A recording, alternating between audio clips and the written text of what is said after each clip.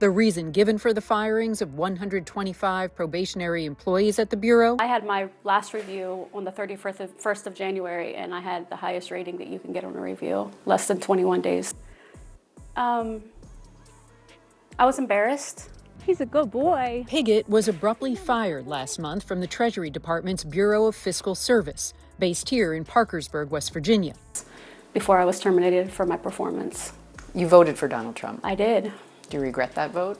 Yes, I do. To cut the knees out of the working class Americans just doesn't make sense to me. I expected more from President. Meet Jennifer Pagod. She enthusiastically voted for Trump, cheered his promises to drain the swamp, and then got fired from her Treasury Department job when he actually did it. Her shocked face says it all.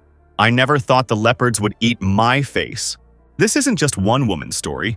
Thousands of Trump voters are living this nightmare right now, watching as the very policies they celebrated destroy their livelihoods. Red states losing government jobs, farmers crushed by tariffs, and communities left vulnerable when disaster strikes.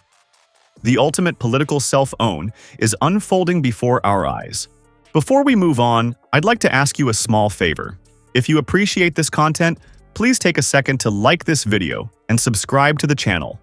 This flag used to hang there. This was the flag Jennifer Pagod proudly hung outside her home during campaign 2024. We had the flag. I had the shirt. I was a MAGA junkie. A MAGA. Out from the cuts by Elon Musk and his Doge team, President Trump got more than 70% of the vote in Wood County, West Virginia last November. But some people who find their federal jobs in limbo now say they regret supporting him. Randy Kaye. The junkie who thought her government job would be safe with Donald Trump in office. She was wrong. I cried. It's scary, you know, it's a really scary thing. And over 98% of you watch the videos without subscribing. It costs you nothing, but it makes a huge difference to us. So, did you click the subscribe button?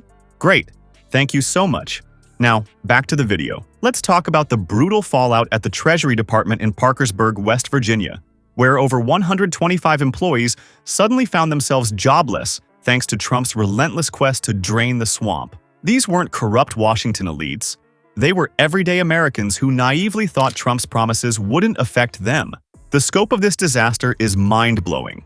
Entire communities across deep red states have been devastated as federal positions were slashed without mercy. These government jobs weren't just paychecks.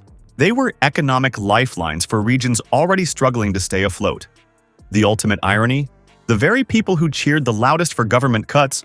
She also voted for Trump. Would you still have supported him? I'm not sure that I would have. The way that it's been done, I'm for balancing the budget, that type of thing, but not in this. Donald Trump. Since speaking out, Pagod says she's received death threats and her home has been egged. This woman asked us not to show her face for fear of retribution. She recently retired from the Bureau of Fiscal Service because she was afraid of losing her health insurance if she was fired. Context, it's just not right. Earlier this month, a federal judge ordered half a dozen federal agencies to immediately offer thousands of probationary employees their jobs back. But this week, the Trump administration asked the Supreme Court, were the ones who needed these jobs the most. When Trump promised to slash government positions, his supporters in places like Parkersburg erupted in applause. They loved the idea of cutting the fat from government, until they realized they were the fat being trimmed.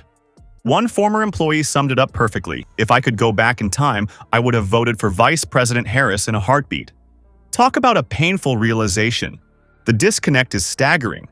These same voters who celebrated Trump's anti-government rhetoric are now shocked to find themselves on unemployment lines.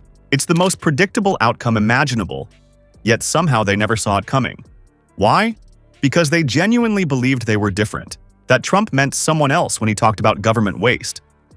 What's truly devastating is how these cuts targeted the very communities that supported Trump most fervently. In Parkersburg alone, those 125-plus jobs represented families, mortgages, healthcare plans, and retirement dreams. All shattered because people voted against their own economic interests. And let's not forget the breathtaking hypocrisy of it all. That's not, personally don't believe that was ever the point, but they're not saving any money from these probationary and trial period employee firings. This has nothing to do with eliminating waste, fraud, and abuse. They are fully reinstated, all 125 of them. They are on paid admin leave. Now they're getting paid for not doing their job. So did the government really save any money here? Not at all, no. Many of these same voters had previously cheered when urban factory workers lost their jobs to outsourcing. Those people should have seen it coming, they'd say smugly. Yet somehow, they expected their government positions to be immune from the very policies they enthusiastically supported. The tragedy deepens when you consider that many of these former federal employees now struggle with part-time work at significantly lower wages. Their government benefits, gone. Their retirement security, vanished. Their communities, in economic freefall. All because they bought into a message that was explicitly designed to eliminate their livelihoods. But the economic devastation was just the warm-up act in Trump's assault on his own supporters. When Mother Nature unleashes her fury across America's heartland, those same loyal voters now face a terrifying new reality. Their weather warnings arrive dangerously late, if they come at all. Trump's savage cuts to the National Oceanic and Atmospheric Administration have left rural communities in Tornado Alley particularly vulnerable to catastrophic storms they can no longer see coming. The bitter irony? These are the exact same communities that cheered the loudest when Trump promised to slash wasteful government spending. What they never imagined was that their definition of waste included the vital weather monitoring systems keeping their families alive during tornado season. Now, deep red states are living with the consequences of their own political choices as understaffed weather stations struggle with outdated equipment. NOAA, America's first line of defense against deadly weather, was systematically gutted under the banner of fighting woke organizations and climate change alarmism. The administration's war on science didn't discriminate between political parties, but the impact fell hardest on Trump's most devoted followers in rural America. These voters effectively dismantled their own protection systems while proudly wearing their MAGA hats. The situation deteriorates even further when you consider Trump's shocking proposal to eliminate the Federal Emergency Management Agency entirely. His administration framed FEMA as nothing more than a political tool for Democrats, completely ignoring its critical role in disaster response. Without FEMA, devastated communities would face an apocalyptic scenario. No coordination, no emergency funds, and no federal assistance when they need it most. For residents of America's tornado belt, this isn't some distant political theory, it's life and death.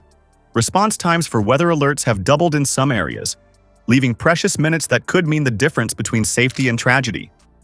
The sophisticated equipment needed to track deadly storm systems now sits in disrepair as budget cuts prevent necessary maintenance and upgrades. What makes this situation truly heartbreaking is watching these communities slowly realize what they've done to themselves. The same people who once proudly proclaimed, "Government is the problem," are now desperately looking for government solutions when disaster strikes. They're discovering, painfully late, that those unnecessary bureaucrats were actually essential workers protecting their families from nature's wrath. The tide is turning. Once loyal Trump voters are experiencing an unprecedented wave of regret as they face the devastating aftermath of their 2020 ballots. Latest polling shows a shocking number would change their votes if given a second chance. This isn't just buyer's remorse. It's a full-blown crisis of conscience as reality sinks in. The policies they cheered for have become the nightmares they live with daily. What happens next could reshape American politics forever. Will these painful lessons prevent future self-sabotage, or will voters fall for the same empty promises again? The answer may determine whether democracy itself survives the next election.